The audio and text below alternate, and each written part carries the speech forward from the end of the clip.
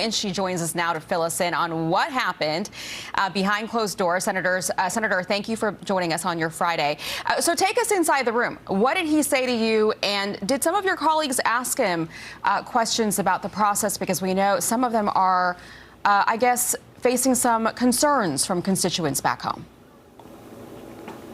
It was such an exciting meeting, but also a very informational meeting. The DOGE team is doing great work, and the American people can follow it at doge.gov, or they can follow it on the X account.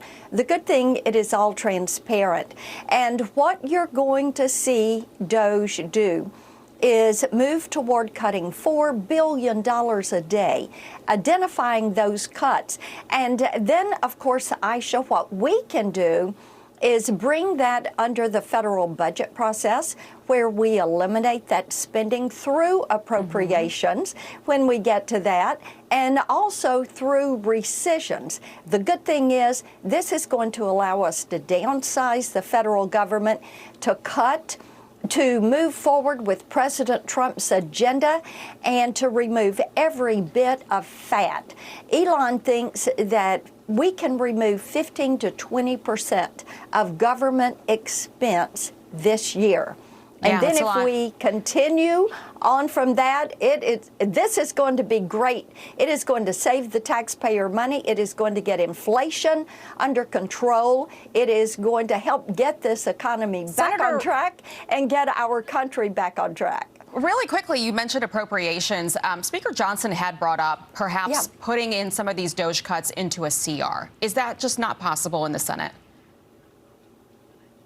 I am hopeful. We're going to look at every way we possibly can to codify these cuts and bring it in through the budget process and remove this spending. It is imperative that we cut every ounce of fat out. And you know what? If they're finding $4 billion a day, we can continue with that.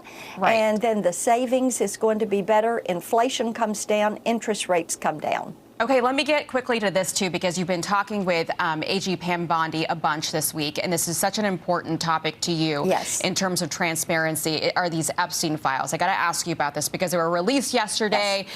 The White House made a big deal out of it. They had these binders with information from the DOJ. They handed it over to all of these social media influencers who went online and shared the information, but then it really turned out to kind of be what some are calling a nothing burger. And some Republicans, like Representative Luna in the House, said that this is not what we or the American people asked for, and a complete disappointment. So, Senator, what happened here? AG Bondi and Director Patel are hard at work on getting all of these Epstein files.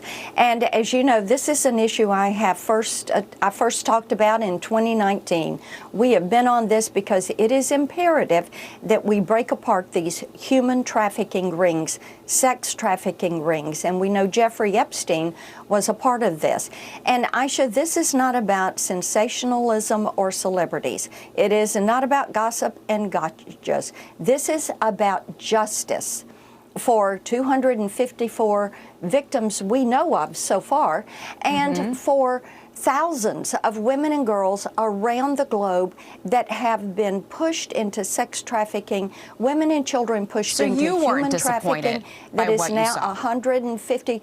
You know, what we saw yesterday is information on that will lead us to the file that was used in the court document. This is information from the FBI search. We need that. We now know to go look for that and ask for those specifics of computers. And we also know there are IRS records we need. There's video footage we need. So they're trying to find where this is housed in the FBI and get it over to AG Bondi. And we know you'll keep fighting for it. It's going to be a process. Yeah, it is. Okay, Senator, thanks for joining us.